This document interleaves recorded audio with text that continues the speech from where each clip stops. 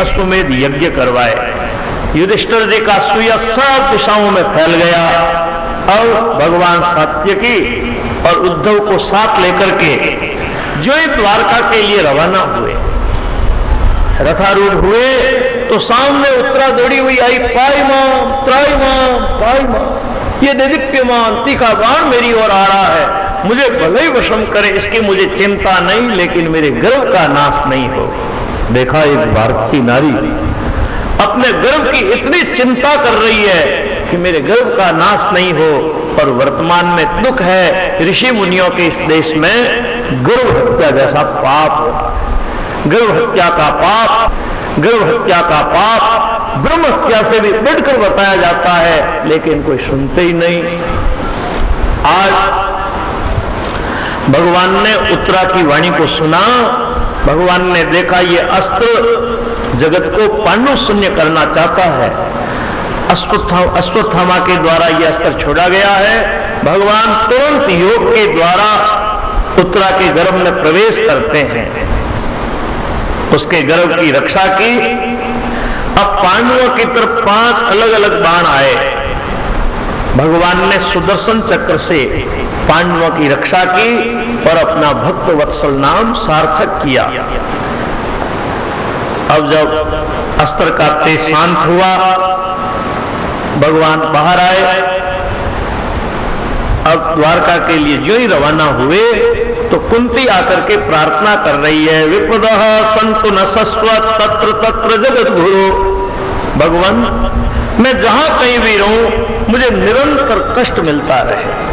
देखो भाई, कोई भी व्यक्ति कष्ट चाहता है क्या? कुंती कोई कष्ट नहीं चाह रही है। कुंती क्या कह रही है, हे प्रभु, इतने दिन कष्ट के दिन थे, आपके दर्शन हो रहे थे, आज सुख आया तो आप हमें छोड़कर जा रहे हैं। ऐसा सुख हमें नहीं चाहिए, हमें तो निरंतर आपका दर्शन चाहिए। कुंती भगवान के दर्शन की इच्छा कर रही है।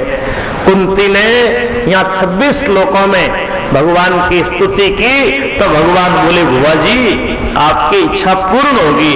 अब भगवान पुनः हस्तिनापुर आ गए। इधर युधिष्ठिर जी की विलक्षण दशा है, वे अपने स्वर्ग बंधुओं के वध को याद करके मुंह पास में बंध गए। देखो देखो, एक राज्य सुख के लिए मैंने कितने लोगों की हिंसा करवा दी, महाभारत में कितने लोग मारे गए, मेरी क्या दशा होगी? करोड़ों वर्षों तक मेरा नरक से उद्धार नहीं हो सकता। अब व्यास आदि महात्मा उनको समझा रहे हैं, लेकिन उनका दुख मिटा नहीं। भगवान ने उनको समझाया, लेकिन उनका दुख मिटा नहीं, क्योंकि भगवान तो अपने भक्तों की महिमा संसार को बताना चाहते हैं। आज नित्य की भांति युधिष्ठिर जी महाराज भगवान के महल में भगवान के दर्शन के लिए आए। देखा कि भगवान आंखें बंद करके ध्यानस्थ मुद्रा में बैठे हैं। युधिष्ठिर जी ने सोचा, सारा जगत इनका ध्यान करता है, ये किसका ध्यान कर रहे हैं? जो भगवान ने आंखें खोली, युधिष्ठिर जी ने पूछा, प्रभु आप किसका ध्यान कर रहे हैं? तो भगवान की आंखों में ऐसे आंसू आ गए। भगवान बोले, अब देखो क्या बताऊं, भरतवंशी सूर्य अस्त होने वाला है, भक्त मुझे याद करता है तो मैं भक्तों को याद करता हूं। विषम पितामह आग भाव से मुझे पुकार रहे थे तो मैं भी वहां चला गया।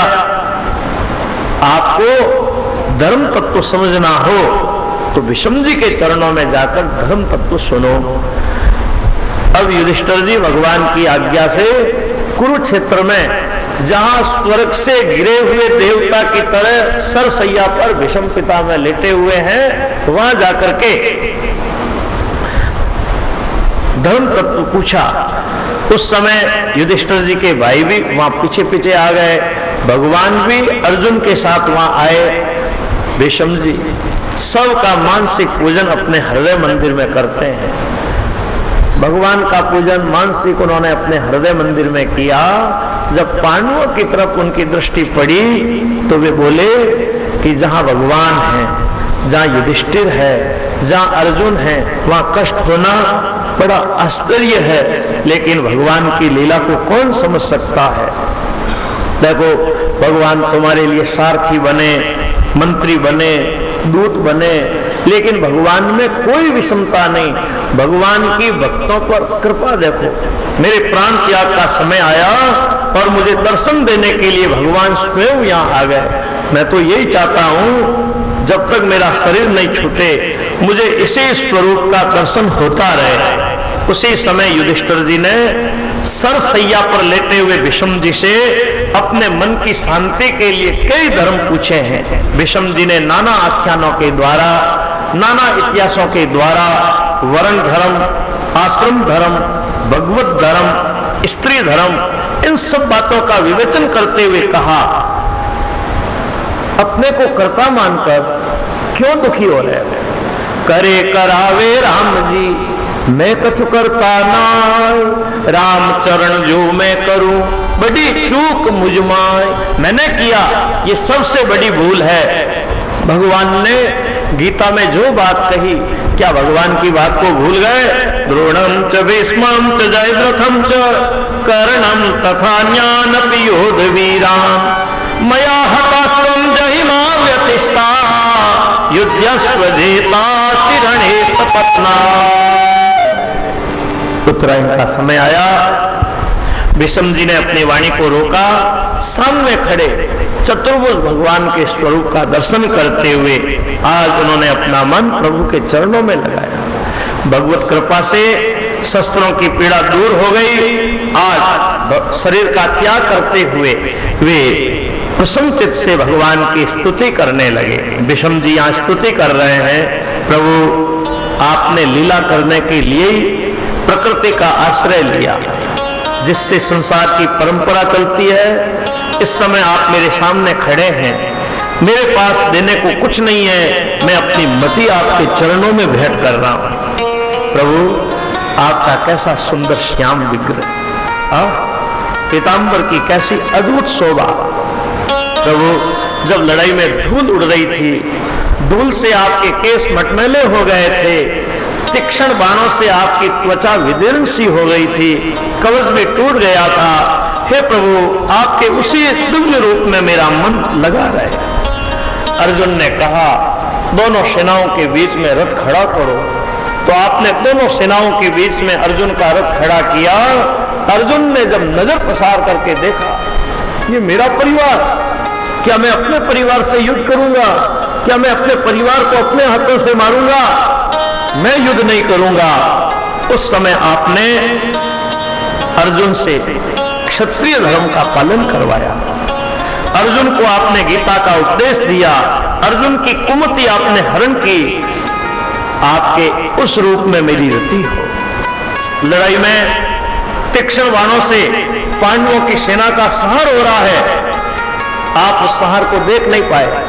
आपने प्रतिज्ञा की थी मैं शस्त्र नहीं उठाऊंगा, लेकिन जब पांडवों की सेना का संहार होने लगा, आप रथ से कूद पड़े, रथ का पहिया लेकर दौड़े, धरा कांपने लगी। अर्जुन आपके चरण पकड़ने लगा, मैं आपके सामने हाथ जोड़कर खड़ा था। हे प्रभु उसी रूप में मेरी गति हो। प्रभु आपकी भक्त वत्सलता, आपकी दयालुता के विषय में मैं क्या बताऊं।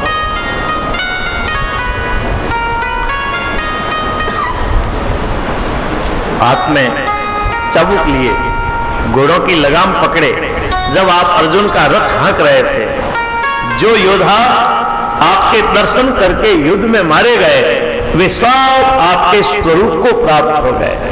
प्रभु अब मेरा कंठ रुक रहा है, आप इसे अपनाएं। विषम जी ने भगवान की स्तुति की।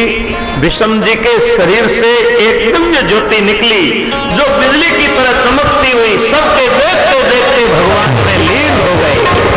आकाश में धुंधुसा बजने लगी,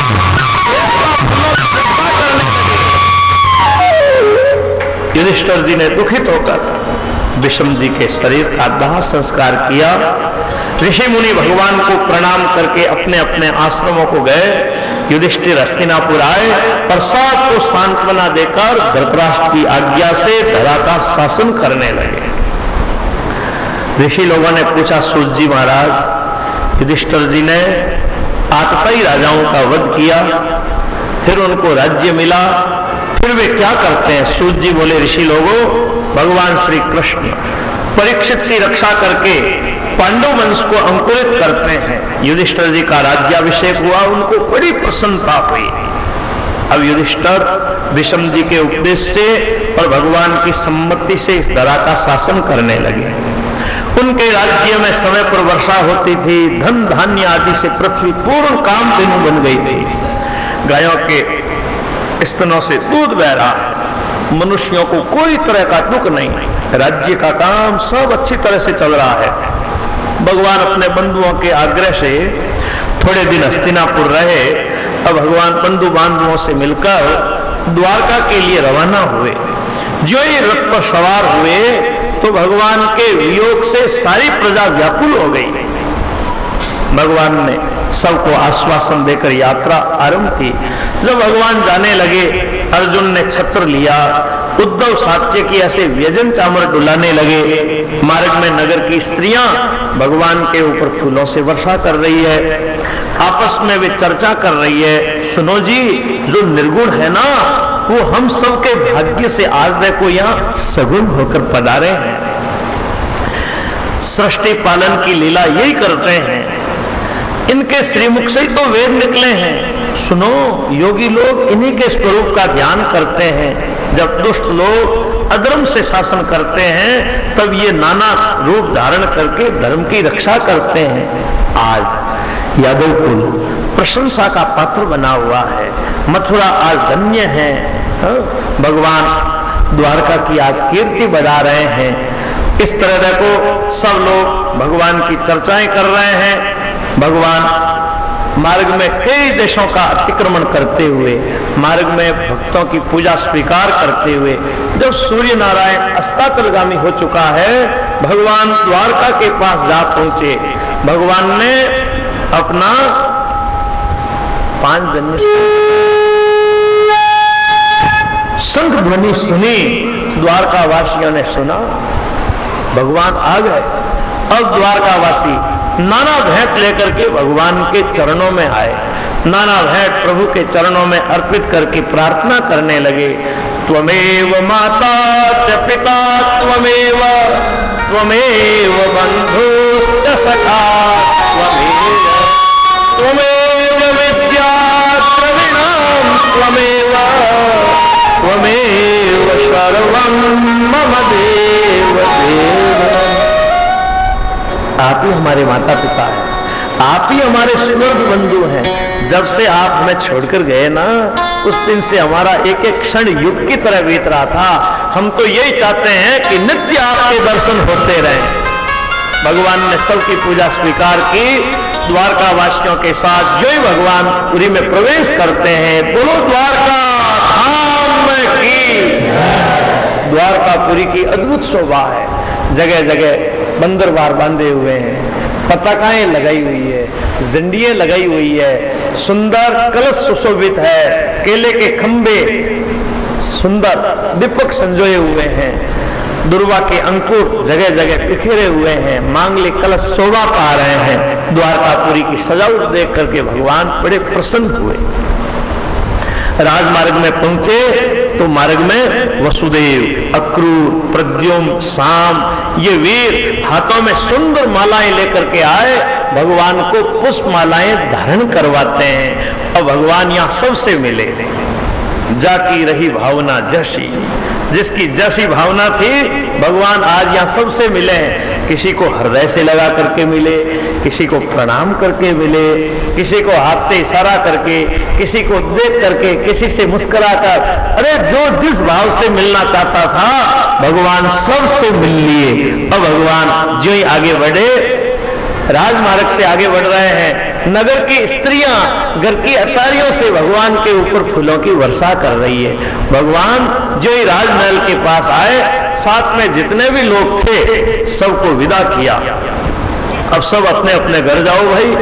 अब सब लोग वहां से अपने अपने घरों को जाते हैं। अब भगवान सबसे पहले माता पिता के महल में गए, जाकर के माता पिता को प्रणाम करते हैं। हमारी भारतीय एक परंपरा है, भारतीय संस्कृति है, बड़ों को प्रणाम करके फिर घर से बाहर जाओ, और बाहर से वापस घर पहुंचते हो तो पहले माता पिता को, बड़े बूढ़ों को प्रणाम करो। और बताओ कौन माता पिता को प्रणाम करते हैं? घर में जाते ही पहले अपने बाल बच्चों से मिलते हैं। देख तेरे संसार की हालत क्या हो गई भगवान, ये कितना बदल गया इंसान। कम से कम और कुछ साधन नहीं कर सकते हो, जप नहीं कर सकते हो, तप नहीं कर सकते हो, योग साधना नहीं कर सकते हो, तो कोई बात नहीं, कम से कम गृहस्थ आश्रम में रहकर ये नियम तो निभाओ कि नित्य माता पिता को प्रणाम करेंगे। माता पिता को प्रणाम करके आज्ञा लेकर कहीं बाहर जाएंगे, बाहर से आएंगे तो पहले माता पिता को, बड़ों को